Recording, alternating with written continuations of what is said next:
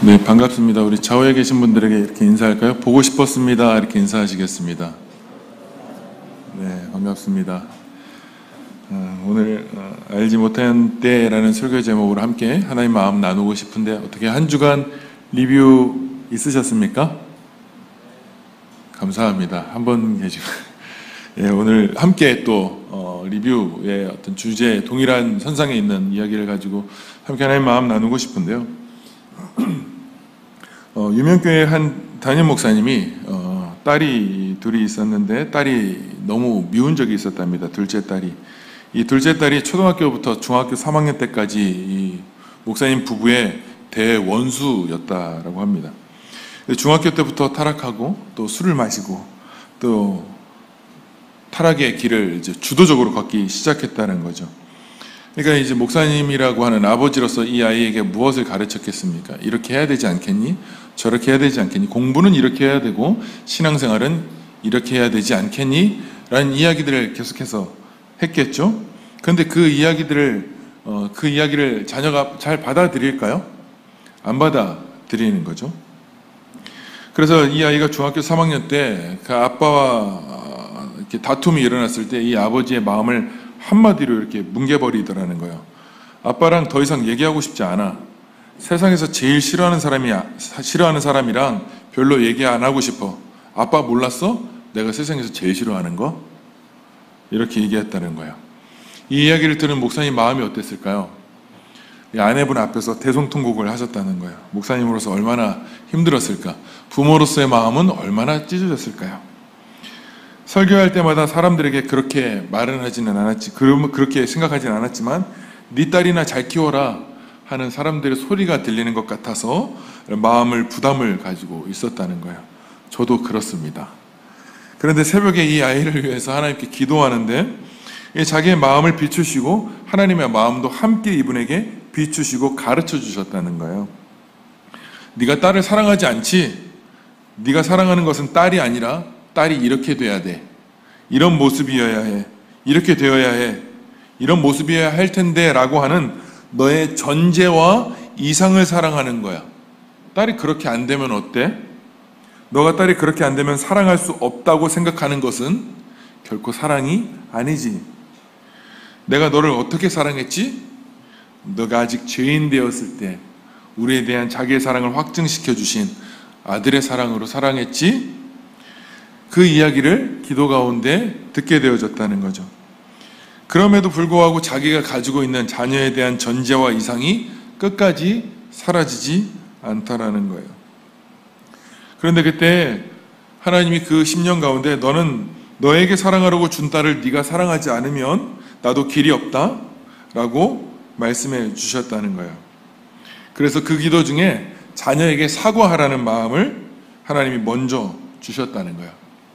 그래서 그 마음을 들고 집에 가자마자 딸의 방으로 들어가서 무릎을 꿇고 사과했다는 거예요. 멋있는 아버지죠? 그래서 이렇게 얘기했다는 거죠. 아빠가 미안해.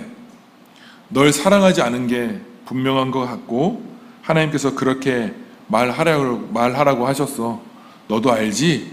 그랬더니 딸이 알지. 이렇게 대답하더라는 거예요. 그런데 더 아버지가 충격적이었던 건 무릎을 꿇고 아빠가 딸에게 사과하고 있는데 딸이 딴청을 부리고 있다라는 거예요. 못 들은 척, 안 들은 척 그렇게 하고 있다라는 거예요. 그래 정말 마음이 자존심이 상하더라는 거죠. 아빠가 무릎 꿇고 사과하고 미안하다고 사과하고 사랑한다고 사과하고 있는데 사랑을 받고 있는 자의 그 용서를 하고 있는데 그걸 받고 있는 자녀의 태도가 너무 엉망이더라는 거예요. 그래서 사과하다가 취소할 뻔했다는 거예요. 그 자리에서 박차고 일어나서 그냥 돌아키고 싶었다는 거예요. 화가 너무 치밀 올라서. 여러분 우리 가정 안에서 많이 겪고 있는 일들 아닐까요? 그런데 이분이 그렇게 하나님의 말씀에 순종해서 그렇게 엎드려지고 어금니를 꽉 깨물고 그 자리를 지켰다는 거죠. 그런데 기적이 일어났다는 거죠.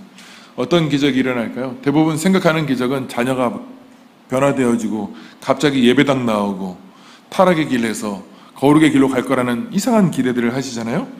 하나 변한 게 없었다는 거예요.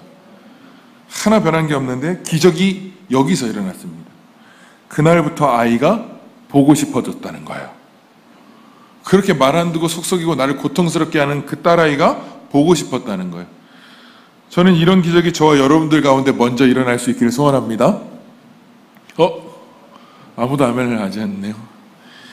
이 아이가 보고 싶어졌다는 거예요. 하나님께 순종했더니 이 아이가 보고 싶어졌다는 거예요. 그런데 그때서부터 자존심을 죽여야만 할 수 있는 말을 만날 때마다 하기 시작했다는 거예요. 그 아이에게 정말 이 아이에게 사랑한다고 말하는 것이 죽을 것 같이 고통스럽다는 겁니다. 그 모습, 그 모양 그대로 사랑하는 것이 너무너무 어렵다는 거예요. 그런데 그 자존심을 굽혀야만 할 수 있는 말, 사랑한다는 말을 매일매일 고백했다는 것입니다. 그런데 이 딸도 그 말을 듣고 아빠에게 이렇게 이야기했다는 겁니다. 그런 말 좀 그만해. 가증해. 위선적이야. 라고 아빠한테 그렇게 이야기했다는 거죠. 지금 아빠가 하나님의 은혜 앞에 엎드려지고 그리고 사랑한다는 그 말을 지금 이 아이는 듣고 있는 걸까요? 듣고 있지 않은 걸까요? 귀로는 들었지만 듣지는 않은 거죠. 그렇게 3년을 동안 하나님의 말씀에 순종하고 그 아이에게 그렇게 문자를 보내기 시작했을 때 3년이 지난 후에 딸에게 이런 문자가 왔다는 거예요. 아빠, 세상에서 가장 사랑하고 존경하는 한 사람을 꼽으라면 아빠야 라는 이야기를 듣고 정말 대성통곡하면서 우셨다는 거죠. 여러분 자녀들에게 이런 고백 듣고 싶으시죠? 3년 동안 수고하는 은혜가 있을 수 있기를 소원합니다. 네. 그 3년이라는 긴 시간 동안 그 아빠의 진심과 아빠의 마음과 하나님 아버지 앞에 엎드려지는 이 3년의 수고, 그 아이가 그 아버지를 신뢰하는데 3년이라는 시간이 걸렸다는 거예요. 3년 동안 그 아버지의 마음을 그때 받아들일 수 있었다는 거예요. 우린 대부분 이런 3년의 수고를 하지 않고 내가 오늘 한 번 적용한 것으로, 오늘 한 번 그렇게 한 것으로 내 아이가 변화되고 내 다음 세대가 듣기를 원하고 내 아이가 그렇게 변화되기를 소원한다는 거죠. 근데 그렇지 않다는 거죠. 그 마음을 받아들인 이 아이가 나중에는요, 그 교회에 가장 아끼는 부목사님이 계셨대요. 그 부목사님이 그 딸에게 프로포즈를 하고 결혼을 해서 지금은 사모님이 되어서 아름답게 하나님을 섬기고 있다는 거예요. 여러분, 이렇게 할 수 있는 것, 아버지가 그렇게 할 수 있는 것, 3년이라는 시간을 그렇게 감당할 수 있었던 것은 하나님께로부터 들었기 때문입니다. 그런데 그것이 단지 귀로만 들은 것이 아니라 그를 움직이게 하는 들음이었다는 겁니다. 말씀이 자기의 심령 안에 들어오니까 실제가 되어지고 죽음이 생명으로 바뀌고 분노의 관계가 너무너무 사랑하는 관계로 되어졌다는 거죠. 여러분, 하나님께로부터의 들음이 그로 하여금 살게 하고 뛰어들게 하죠. 그리고 그 들음이 귀로만 들리는 것이 아니라 심령에 새겨지고 들려지게 하여 주셔서 능히 그 자리에 가게 하는 용기를 얻게 하고 자아를 죽여야 하고 근심을 하게 되어질 수는 있을지는 모르겠지만 그것을 뛰어넘어서 그 자리에 능히 가게 한다는 거죠. 하나님께로부터의 들음이요.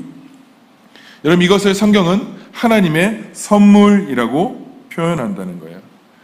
이 선물이 우리 안에 주어지면 우리는 그 어려운 일을 해낼 수 있을 뿐만 아니라 자아를 죽이고 그리고 내가 자녀 앞에서도 무릎을 꿇을 수 있고 능히 그 일들을 감당할 수 있게 된다는 거죠.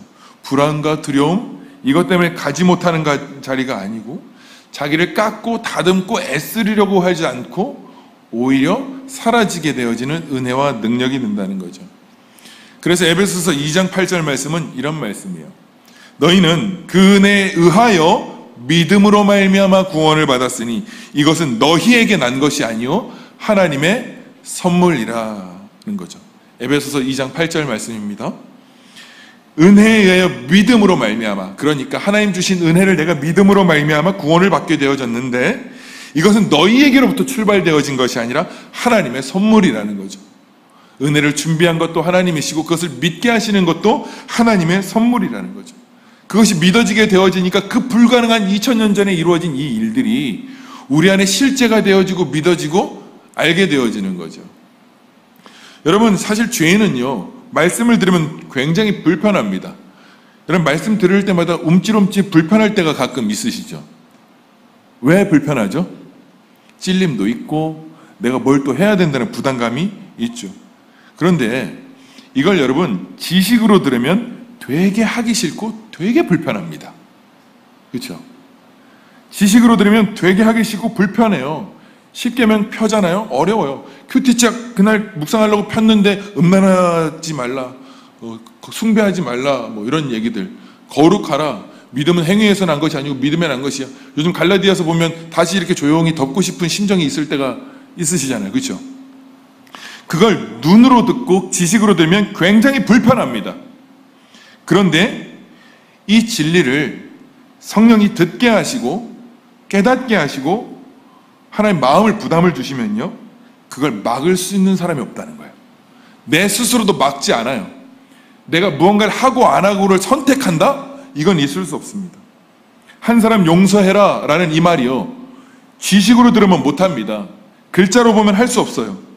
그런데 이것이 가슴에 들려졌다, 성령님이 가슴에 쓰여졌다, 그러면 그 일을 정확하게 하는 거예요. 이걸 성경은 들었다라고 말하는 겁니다. 이걸 들었다라고 말하는 거죠. 설교 굉장히 많이 들을 수 있죠. 우리 은혜 받을 수 있습니다. 그런데 그 은혜가 지금 나를 움직이게 하고 있지 못한다면, 그 은혜가 지금 내게 정말 은혜가 맞는지, 내가 정말 하나님께로 들은 게 맞는 것인지, 이걸 조심스럽게 생각해 보아야 한다는 거죠. 그러니 이분도 하나님께로부터 들음이 사랑할 수 없는 자를 사랑하게 하고, 그리고 무릎 꿇을 수 없는 자리에서 무릎을 꿇게 하는 은혜가 되어졌다는 거죠. 이것을 하나님께로부터 들음이었죠. 그리고 그 들음을 가지고 그 앞에 엎드려졌을 때 3년이라는 시간을 하나님 앞에 드리고 딸 앞에 드렸을 때 이 딸이 뭘 신뢰하게 되어지죠?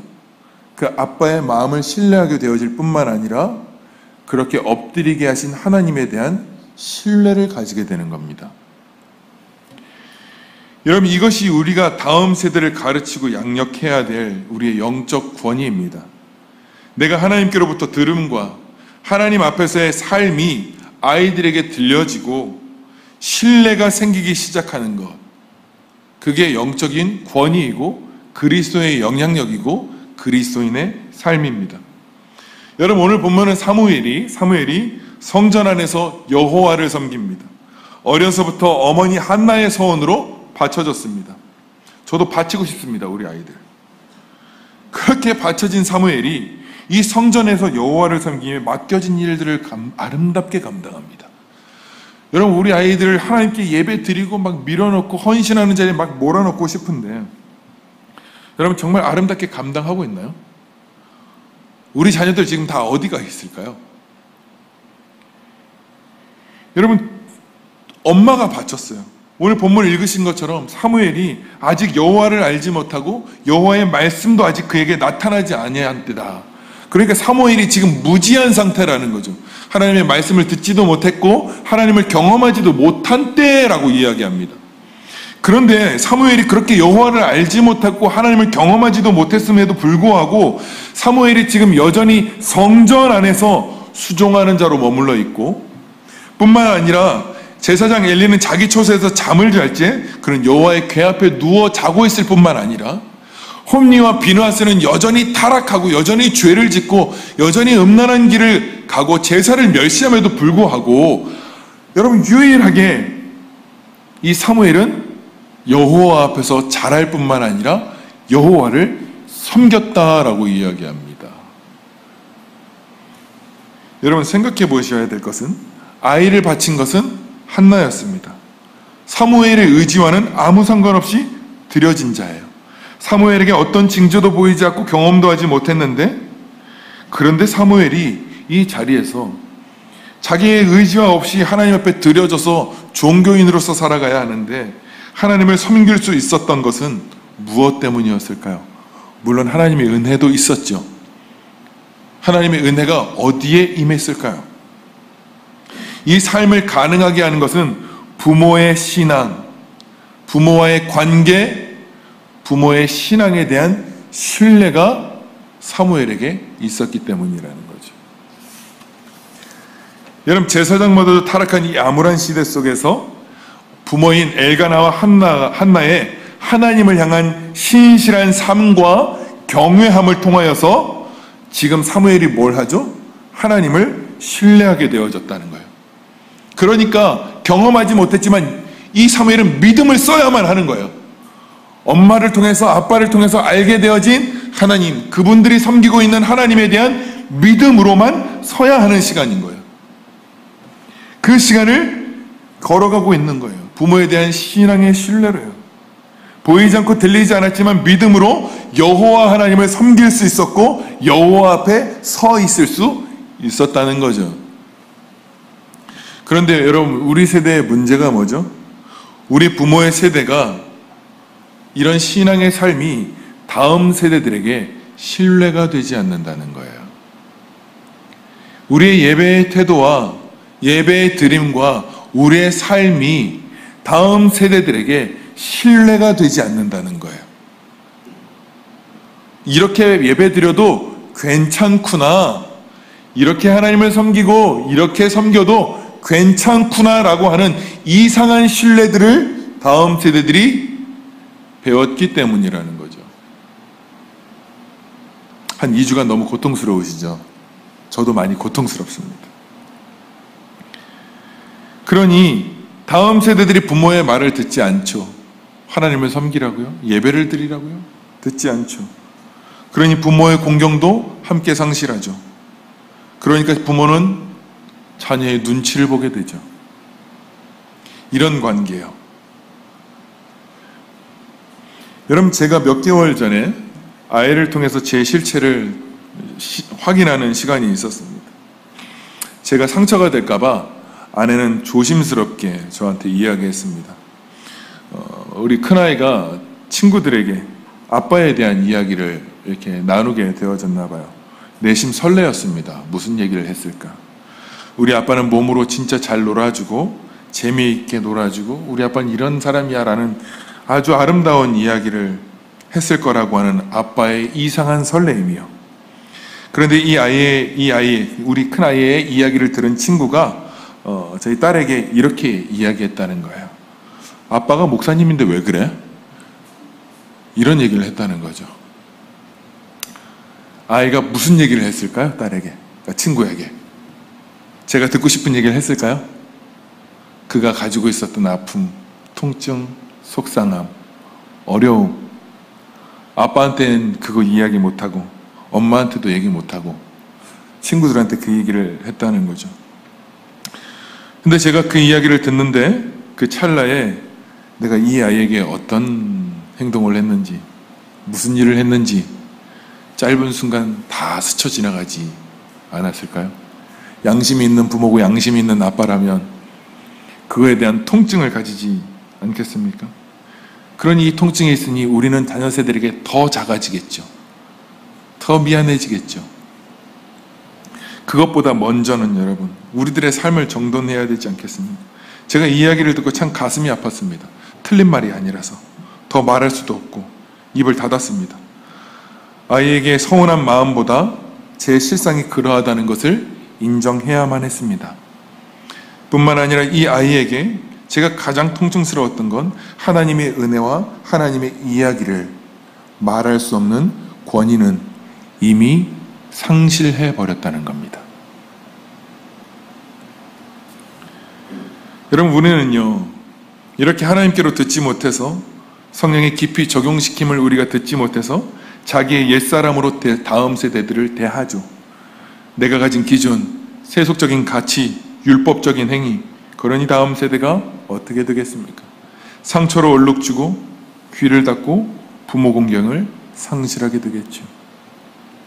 겉모습으로는 부모님을 사랑하는 것 같아 보이지만 속마음은 부모가 상처받을까, 고통받을까, 어린아이들은 자기 스스로 그 마음을 감싸고 있는 겁니다. 그러니 어떻게 다음 세대가 부모를 바라보면서 아직 하나님에 대해서 알지도 못하고 성경도 알지 못하고 하나님의 음성도 듣지 못하는 우리 다음 세대가 어떻게 부모인 저와 여러분들을 바라보면서 살아계신 하나님을, 말씀하신 하나님에 대한 신뢰를 가지고 하나님을 섬길 수 있겠어요? 저도 제 아이를 처음 가지게 되어질 때 가슴 안에 주님이 새겨주신 말씀이 있었어요. 사사기 13장 5절과 12절 말씀이었어요. 보라, 내가 임신하여 아들을 낳으리니 그의 머리 위에 삭도를 대지 말라. 이 아내인 태에서 나옴으로부터 하나님께 바쳐진 나시림이 됨이라. 마노아가 이르되 이제 당신의 말씀대로 되기를 원하나이다. 이 아이를 어떻게 기르며 우리가 그에게 어떻게 행하리이까? 하나님 이 아이에게 주시면서 제게 가슴속에 새겨주신 말씀이어서 하나님 애통하며 감사하고 그 말씀 허락해 주셔서 하나님 이 아이의 인생의 머리에 삭도를 대지 않겠습니다. 하나님 이 아이의 인생의 주인은 하나님이십니다. 그러니 주님 제가 삭도를 대지 아니하고 하나님의 거룩한 하나님의 사람으로 세워가십시오. 기도했습니다. 그리고 어떻게 양육해야 될지 물어야 하는 우리의 심령 가운데 가르쳐 주신 말씀은 무엇을 가르치고 무엇을 양육하기보다 너희가 먼저 거룩하고 너희가 하나님의 말씀의 계명을 따르며 그리고 뿐만 아니라 너희가 먼저 그 아시린으로 설 것에 대하여서 도전하시고 가르쳐 주셨습니다. 그 아이는 하나님이 키우니 정돈해야 될 것은 너의 삶이라고. 그때 그 말씀 들려주셨던 말씀이 어느덧 제 안에 사라지고 어느덧 그 감격도 잊어버리고 흘려주신 은혜를 상실한 채 그 말씀 앞에 낮아지지 못하니까요. 그 들려주신 이야기 앞에 낮아지지 못하니까요. 그러니 제게 어떤 권위가 드러나겠습니까? 네, 이 아이의 주인의 권리가 드러나겠죠.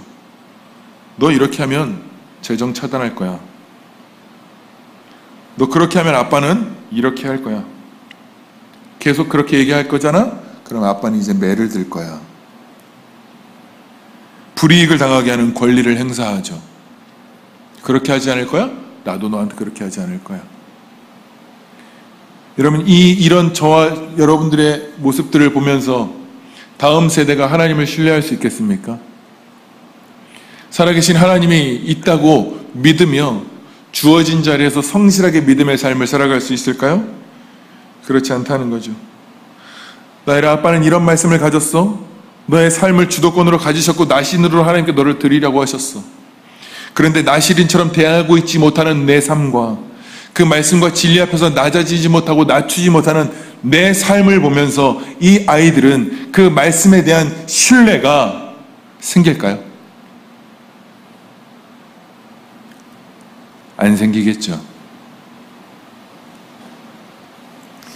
여러분, 우리가 필요한 것은요, 다음 세대를 먼저 지식으로 가르치고 이야기하기 전에, 내가 먼저 지식으로 듣기 이전에 성령이 내게 말씀하시고 가슴에 새겨주시도록 듣는 자리에 있어야죠. 그렇게 애통하는 심정으로 들리지 않는 답답함을 들고 예배의 자리에서, 기도의 자리에서 한나와 같은 심정으로 그 성전 안에서 하나님 오늘 내게 들려주십시오. 그래서 하나님 내가 그 진리 앞에 복종되어지고 낮아지는 자리에 머물러 있을 수 있도록 하나님 이끌어달라고, 예배의 자리에 달려올 때마다, 그리고 하나님 말씀 앞에 설 때마다, 기도의 자리에 설 때마다 그런 기도로, 그런 은혜와 자세로 하나님 앞에 서 있어야죠. 그래서 그 진리 앞에 낮아지셔야죠. 낮추어져야죠. 아이들을 예배자라 부르시고 나의 사랑하는 아들이며 왕같은 제사장이고 너는 거룩한 나라야라고 우리는 지식으로 다 가르쳐 줄 수 있지만 그 진리에 내가 낮춤바 되어지고 그 앞에 엎드려져서 이 아이들을 그렇게 대함으로 이 아이들이 그 진리에 대한 신뢰를 받고 있느냐 하는 것입니다. 그렇게 신실하게 살아남으로 다음 세대들이 귀를 열고 성경이 말하는 대로 부모를 공경하며 따를 수 있어야 하죠. 그 하나님의 마음과 말씀 앞에 낮아지는 것이 이 자녀에게 신뢰가 되어지는 삶이요. 야고보서 4장 10절 말씀에 주님이 이렇게 말씀하십니다. 주 앞에서 낮추라. 그리하면 주께서 너희를 높이시리라. 여러분, 아이를 위해서는 얼마든지 낮아질 수 있거든요. 사람들 앞에서 사람들의 기준에 따라 낮출 수 있거든요. 하나님 그것을 원하시는 게 아닙니다. 먼저는 진리를 듣게 되어지고 그 진리 앞에 굴복되어지고 낮아지는 겁니다. 그게 겸손이고 그게 낮아짐입니다. 예수님이 왜 겸손의 왕으로 오셨습니까? 말 타고 오셔도 되는데 나귀를 타고 오셔서 겸손한 것입니까? 아니요. 그런 겸손하리라면 걸어서 오셔야죠. 나귀를 타지 말고 걸어오셔야죠. 그래야 더 겸손한 거 아닐까요? 그런데 예수님은 말씀에 순종하셨기 때문에 겸손한 겁니다. 나귀를 타고 올 거라는 이사야 선지자의 말씀을 성취하시는 자리에 가셨기 때문에 그걸 겸손이라고 말하는 겁니다. 여러분, 우리 부모는요, 그리고 저와 여러분들은 은혜를 입었다면서요. 그러면 은혜를 입은 증인입니다. 은혜를 아는 증인입니다. 은혜를 입은 증인입니다. 그리고 리뷰를 아는 증인이죠. 하나님을 아는 증인입니다. 여러분, 이것을 신뢰하게 하는 삶이에요. 오늘 예배를 드리시고 하나님 앞에서 예배했던 우리들의 삶을, 하나님의 은혜를 경험했던 증인의 삶입니다. 그러면 이제 다음 세대가 저와 여러분들의 삶을 보고 예배의 자리에서 하나님이 어떤 분이셨는지를 경험한 신뢰를 얻게 되어지는 열매를 맛보게 되어져야죠. 여러분, 적어도 오늘 본문의 사무엘은 부모의 말을 신뢰할 수 있었습니다. 왜냐하면 자기가 자신이 제사장에 헌신하겠다고 한 적 없습니다. 엄마 혼자 은혜 엄청 받아가지고 아들의 의견과 상관없이 아들을 내어주었습니다. 그런데 이 말에 사무엘은 어떻게 순종할 수 있었냐고요. 그것은 엘가나와 한나가 그 삶을 신실하게 살아가고 있었기 때문이에요. 아시는 것처럼 한나는 아이가 없는 자기의 아픔을 애통하는 마음으로 주님 앞에 섰을 때 그는 귀로 듣지 못했지만 시대의 아픔을 가지고 계시는 하늘 아버지의 마음이 가슴 안에 품어졌습니다. 그 마음을 알았어요. 그리고 하나님 앞에 내어드렸습니다. 그 삶을 사무엘이 뭐하죠? 보게 되고 듣게 되어지는 거죠. 한순간에 단 한 번이 아니라 자라면서 아버지와 어머니가 하나님을 경외하는 삶에 대한 신뢰, 자기를 하나님 앞에 드렸고 살아계신 하나님 앞에 내어주었다는 이 신뢰를 부모의 삶을 통하여서 신뢰하게 되어지는 거예요. 그래서 믿음으로 하나님을 볼 수밖에 없게 되어지는 거죠.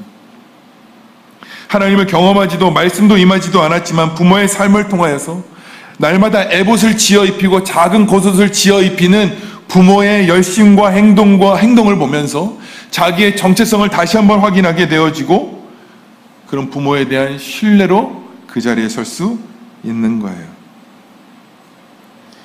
그 하나님의 마음 앞에 한나가 낮아짐이 있었기 때문이에요. 여러분, 아브라함 아시죠? 아브라함은 하나님께서 아브라함에게 아들을 바치라는 너무 놀라운 약속을 받습니다. 그런데 그 아이를 번제에 드리기 위하여서 걸어갑니다. 어쩌면 아브라함은 이삭에게 무언가 이야기했는지 이야기하지 않았는지 우리는 알 수 없습니다. 그러나 그 아이를 데리고 가는 동안 하나님 손에 맡기지 않았을까요? 하나님, 내가 이 아이를 번제단 위에 드리기로 결정했습니다.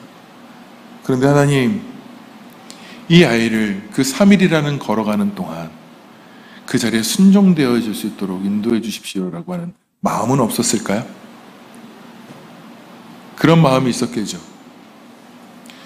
그런데 이삭은 아버지의 마음도 알았을 뿐만 아니라 이삭이 하나님 앞에 드리려고 하는 제사와 하나님 아버지 앞에 번제해 드릴 때 가장 귀한 예물을 드려야 하는 그 제물을 고르는 아버지의 모습을 보고 있었을 뿐만 아니라 아버지에 대한 신뢰, 부르시는 하나님에 대한 낮아짐에 대한 신뢰를 알았기 때문에 번제단 위에 죽을 수 있는 겁니다.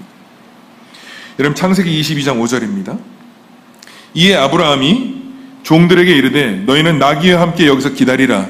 내가 아이와 함께 저기 가서 예배하고 우리가 너희에게로 돌아오리라 하고 딱 한마디가 들려졌습니다. 너희는 나귀와 함께 여기서 기다리라. 내가 내 아이와 함께 뭐 하겠다고요? 예배하고 라는 말을 듣고 그리고 우리가 너희에게로 돌아오리라. 여러분, 이 신뢰가 없으면 번제단 위에 결코 높지 않았을 거예요. 물론 하나님에 대한 경외와 신뢰가 있었을 거예요. 그러나 더 중요한 것은 그 일을 아브라함에게 이야기하고 아버지 아브라함이 하나님 앞에서 온전한 제사를 드리는 것과 하나님 앞에 바른 일을 결정하고자 하는 아버지에 대한 신뢰, 우리가 다시 돌아올 거야 라고 하는 아버지에 대한 신뢰가 없었다면 그는 아버지와 함께 그 번제단 위에 올라가지 않았을 뿐만 아니라 그 번제단 위에 눕지 않았을 거예요. 이삭은 이것을 들었을 뿐만 아니라 신뢰하게 되어진 거죠. 사랑하는 여러분, 우리의 자녀 세대들에게 하나님이 다 하실 거라고, 하나님이 일하실 거라고 여러분 이렇게 우리가 넘겨야 될 것이 아닙니다. 우리 세대는 하나님을 알지 못하고 우리 다음 세대들은 하나님에 대해서 듣지 못하고 알지 못하고 경험하지 못하는 세대로 머물러 있는 이때에 여러분 우리가 예수 그리스도를 가진 자로서 그들의 믿음으로 하나님을 볼 수 있도록 우리들의 삶은 그들에게 신뢰가 되어져야 합니다. 그렇게 들려져야 하는 것입니다. 그런데 우리는요, 그렇게 하나님 앞에 들음으로부터 내 삶을 낮추지는 못한 채 그런 은혜가 없으니 뭐하죠? 예배 잘 지켜라. 예배당에 밀어놓고 이렇게 해야 된다. 저렇게 해야 된다. 아버지에게 순종해야지. 왜 순종하지 않니? 너 그렇게 하면 내가 이렇게 하지 않을 거야. 세상과 비교하며 내 권위를 드러내세울 것밖에 없는 거죠. 하나님이 우리에게 가르쳐 주신 권위는 무엇입니까? 진리 앞에 낮아지는 몫입니다. 그렇게 낮아짐을 통해서 자녀는 그 낮아짐의 모습을 보며 하나님을 신뢰하고 저와 여러분들의 신앙을 신뢰할 뿐만 아니라 그 신뢰 앞에서 부모를 공경하며 따르며 약속해 주신 진리에 대한 확신으로 섬기는 자리에 머물러 있을 수 있게 되어지는 거죠. 여러분, 우리의 자녀들이 저와 여러분들의 신앙을 신뢰하고 있습니까? 혹시 우리의 예배 태도와 예배 드림과 하나님 앞에 헌신을 그냥 들음 없이 낮추어주지 못한 채 종교 행위만, 아 그렇게 해도 되는구나, 예배 저렇게 드려도 되는구나, 저렇게 불평해도 되는구나, 저렇게 저렇게 막말해도 되는구나 라는 것에 대한 신뢰만 쌓고 있는 것은 아닐까요? 그래서 예배 안 와도 예배 그냥 시간만 잘 드려도 괜찮은 거야 라고 하는 이상한 신뢰만 우리들이 얻게 되어진 거 아닐까요? 그래서 이 아이들에게 가르칠 수도 없는, 말할 수 없는 그런 영적 권위를 잃어버린 우리들이 된 것은 아닐까요? 여러분, 이 시대에 엘리 제사장도 함께 있었습니다. 거기에는 아들 홈니와 비느하스가 있었죠. 근데 이 아들들의 삶이 어땠죠? 사무엘과 같이 동일하게 제사장의 옷을 입고 에봇을 입었고 어려서부터 성전에서 제사를 배웠고 예배를 배웠고 다 배웠습니다. 그런데 그들의 삶이 어떻게 되어졌죠? 사무엘상 2장 12절 17절 말씀입니다. 엘리의 아들들은 행실이 나빠 여호와를 알지 못하더라. 이 소년들의 죄가 여호와 앞에 심히 크면 그들이 여호와의 제사를 멸시하였더라. 성전의 제물을 가르치고 여인을 겁탈하고 말할 수 없는 존재적인 주인의 삶을 살아요. 그런데 이들에게 가르침이 없었을까요? 엘리가 가르치지 않았을까요? 권면하지 않았을까요? 이야기했습니다. 사무엘상 2장 14절이요. 내 아들들아 그리하지 말라. 내게 들리는 소문이 좋지 아니하니라. 너희가 여호와의 백성으로 범죄하게 하는도다. 가르쳤죠. 분명하게 가르쳤고 분명하게 이야기해 줬습니다. 그러나 그 가르침이 이 홈니와 비느하스를 움직이게 할 수는 없었습니다. 아무런 영향도 주지 못했습니다. 그러니 이들에게 부모 공경도 사라지게 되겠죠. 왜죠? 엘리가 섬기는 하나님에 대한 진실함을 이 홈니와 비느하스는 듣지 못했기 때문입니다. 귀로는 들었지만 그의 전심, 그의 본심은 듣지 못했다는 거죠. 사무엘은 엘가나와 한나를 통하여서 말로 들은 건 하나도 없지만 그런데 그 심정의 마음과 전심과 진심을 확인했기 때문에 그는 기꺼이 하나님 앞에 드릴 수 있었고 헌신할 수 있었습니다. 그런데요, 홈니와 비느하스는 아버지께로부터 들었습니다. 그런데 엘리도 말했습니다. 그런데 엘리와 홈니와 비느하스는요, 하나님으로부터 듣는 마음이 없습니다. 낮아지게 하는 하나님의 음성이 없는 거죠. 한나는 하나님 앞에 자신의 아이를 위해서 기도하러 나아갔는데 거기에서 시대의 아픔을 가지고 계시는 하나님 아버지의 마음을 귀로 들은 것이 아니라 가슴으로 들었습니다. 그리고 그 앞에 자신을 낮추어 자기 아들을 내어줄 수 있었고, 그것이 사무엘에게는 진심과 신뢰가 되어 그도 하나님을 섬길 수 있는 자리로 갈 수 있었습니다. 그런데 엘리는요, 자신들의 아들들이 타락함에도 애통하며 기도하지 않습니다. 심정이 통하여 하나님 앞에 부르짖으러 가지 않습니다. 그러니 하나님께로부터의 그 통한 마음을 듣지도 못합니다. 그러니 그건 전심이 아닐 수 있죠. 그러니 귀로만 들려줄 수밖에 없는, 그러니 이들은 그 전심을 받아들일 수 없고 신뢰할 수 없게 되어지는 겁니다. 엘리가 듣지 못했기 때문이죠. 그 삶이 신뢰를 줄 수 있는 삶은 아니었기 때문이었다는 거죠. 사랑하는 여러분, 우리 자녀들에게 우리는 지금 무엇을 심고 계십니까? 우리 아이들 잘 듣고 있습니까? 저와 여러분들 예배하는 자리에서, 제사하는 자리에서 하나님을 신실하게 따르는 말씀 앞에서 역시 우리 낮아지고 있습니까? 예배가 하나님께서 주신 은혜라면서요. 하나님 우리에게 말씀하시는 것이 은혜라면서요. 징계하시는 것도 하나님의 사랑이고 은혜라면서요. 여러분, 그 앞에 우리 지금 낮아지고 있습니까? 정말 죄송합니다. 낮아지고 있습니까? 말씀하셔서 그게 귀로만 들려지겨서 너무 불편하고 듣기 싫었고 귀를 꽉 닫고 있는 우리가 아니라, 그 말씀이 어떤 설교자이든지 어떤 내용이든지 어떤 말씀이든지 그게 우리 안에 들려져서 그 말씀 앞에 내가 낮추어지고 낮아지고 있느냐는 거죠. 그리고 그 말씀에 낮아지고 엎드려지고 깨어지고 있는 우리들의 삶을 보고 있는 우리의 다음 세대가 그것을 신뢰하고 부모 앞에 서 있는 살아계신 하나님에 대한 신뢰로 자신의 삶을 교정해가고 있느냐는 거죠. 여러분, 온라인 시대에 요즘 온라인으로도 예배하는 건 나쁜 게 아니죠. 너무 좋은 겁니다. 그래서 혹시 우리의 예배가 너무 가벼워진 것은 아닐까요? 은혜라고 말하고 하나님께서 죄인에게 말할 수 없는 은혜에게 그런 은혜를 준 이 예배가 여러분 가치 있고 좀 너무 가벼워진 거 아닐까요? 우리 세대들이, 부모님들이 예배하는 걸 지금 보고 있나요? 기도하는 걸 보고 있나요? 말씀 앞에서 낮추어지고 있는 것을 보고 있나요? 보지 못하잖아요. 끌어안고 예배하셔야죠. 끌어안고 기도해야죠.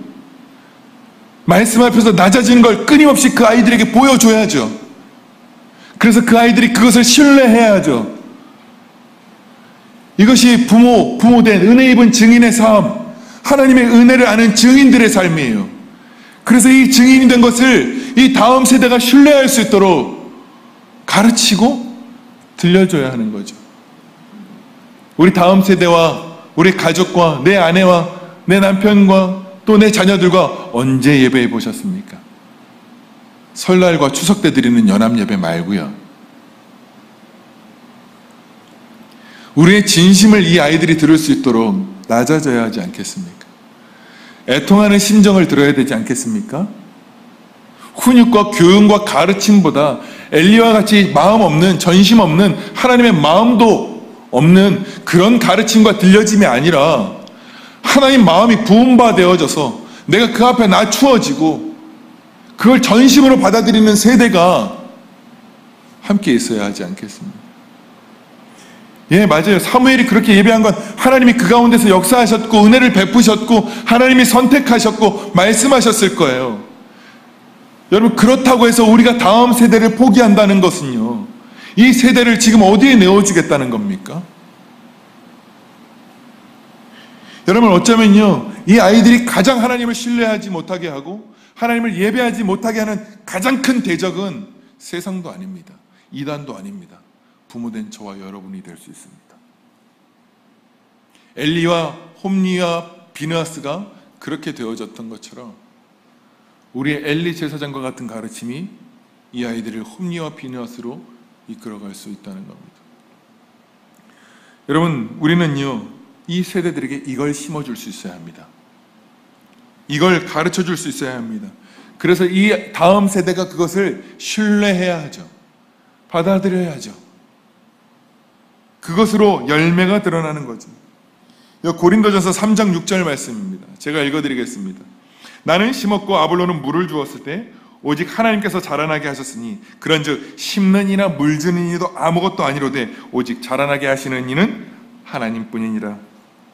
심는 이와 물 주는 이는 다 한 가지나 각각 자기가 일한 대로 자기의 상을 받으리라. 여러분 너무 무섭지 않습니까? 여러분 우리 아이들에게 심어주고 있습니까? 하나님이 아시겠지. 하나님이 은혜를 주셔야 하고 적당하게 타협하고 심는 일을 멈추고 물을 주는 일을 멈추는 거 아닐까요? 여러분 우리가 그런 신뢰를 심기 시작하고요, 그런 은혜의 증인의 삶을 심기 시작할 때요, 누가 자라나게 하신다고요? 성령이 자라나게 하신다고요. 여러분 하나님이 말씀하셨어요. 너희가 물을 주고 심는 것, 복음을 심고 그 증인의 삶을 심고 그 신뢰를 심어주면 내가 자라나게 할 거야. 하나님 그렇게 약속해 주셨고 그렇게 말씀해 주셨어요. 그리고 말씀해 주신 이런 대로 수고한 대로 내가 상을 받게 할 거야. 그거 심었어? 내가 그를 일으킬 거야. 세울 거야. 그런데 우리가 그것을 심지 않으면 심지 않은 대로의 상을 받게 되어질 거야. 우리 다음 세대가 세상에 흘러가서 통증 하나 없는 이 상을 받게 될 겁니다. 우리 세대가 예배하지 않아도, 하나님 앞에 헌신하지 않아도, 하나님 앞에 기도하지 않아도 아무 통증 없는 이 상을 받게 된다고요. 여러분 이게 얼마나 두려운 일이겠습니까? 다음 세대에게 아무 관심 없는 그런 통증의 상을 받을 수 있다는 것입니다. 여러분 우리가 그런 씨 뿌림 없이 자녀들이 자랄 거라고 생각하지 마십시오. 그런 물 주지 않고 다음 세대를 자라게 하실 거라는 생각하지 마십시오. 우리 이 세대 앞에서 돌이켜서 예수 그리스도의 은혜를 경험하고 맛본 자로서 그리고 증인으로서 이 세대들에게 신뢰를 심어줘야 합니다. 저도 우리 아이들에게 상처를 주고 아픔을 줘서 하나님 너에게 이렇게 말씀해 주셨다라고 말하기 참 부끄럽습니다. 청년 사역자로서, 젊은 애들에게 가르쳐야 될 자로서 참 부끄러울 때가 많습니다. 하나님 앞에, 말씀 앞에 낮추어지고 들어지지 못한 채 내 권위와 힘과 능력으로, 종교행위의 폭력으로 이끌어갈 수 있어요. 이게 너무너무 미안해서 먼저는 진리 앞에 내가 낮아지고 깨어지고 복종되어지고 그렇게 엎드려지는 신뢰의 삶을 먼저 보이는 것이, 그리고 그 길을 신뢰함으로 걷게 하는 것이 제 몫이라는 걸 다시 한번 확인하게 되고 보게 되는 거예요. 여러분 말씀을 정리하고 싶습니다. 우리 다음 세대들에게 무엇을 심고 계세요? 다음 세대를 세우고 가르치는 것은 부모의 몫입니다. 율법행위나 종교행위나 그런 거 가르치기 이전에요, 중요합니다. 나쁜 거 아닙니다. 반드시 율법을 지키지 못한다는 자신의 존재적 죄인을 하나님 말씀 앞에서 처절하게 깨달아야 됩니다. 죄의 삭은 사망이라고 하는 진리 앞에 엎드려져서 주님 살려주십시오 할 때까지 나아가야 합니다. 그건 주님이 하실 일이죠. 그러나 우리는요, 은혜 받았다고 말하는 우리들 증인인데 왜 삶은 낮추어지지 않을까요? 왜 엎드려지지 않을까요? 왜 말씀 앞에 순종되어지지 않을까요? 듣지 못했기 때문입니다. 귀로는 들었지 성령이 가슴 안에 새겨주어 우리를 낮추게 하지는 못하셨기 때문이죠. 그런 삶을 살아내지 못하니 우리의 다음 세대가 어떻게 우리를 신뢰하고 우리를 다루어 가시는 하나님에 대한 신뢰가 생길 수 있을까요? 여러분 우리 아이들에게 종교 행위를 먼저 가르치고 봉사해라, 헌신해라, 왜 저렇게 하니 이렇게 하니 이걸 먼저 가르치기보다 저와 여러분들이 말씀 앞에 먼저 낮추어지는 은혜가 있기를 소원합니다. 그 삶을 우리 다음 세대가 신뢰하고 그 마음의 중심을 듣게 되어질 수 있기를 소원합니다. 그래서 이 다음 세대가 함께 부모와 예배하고 함께 제사하며 함께 끌어안고 가정에서 하나님을 경외하고 함께 예배의 자리에서 서로를 응원하며 신뢰하며 격려하게 되어지는 그런 저와 여러분들이 삶이 될 수 있기를 예수님의 이름으로 축복합니다.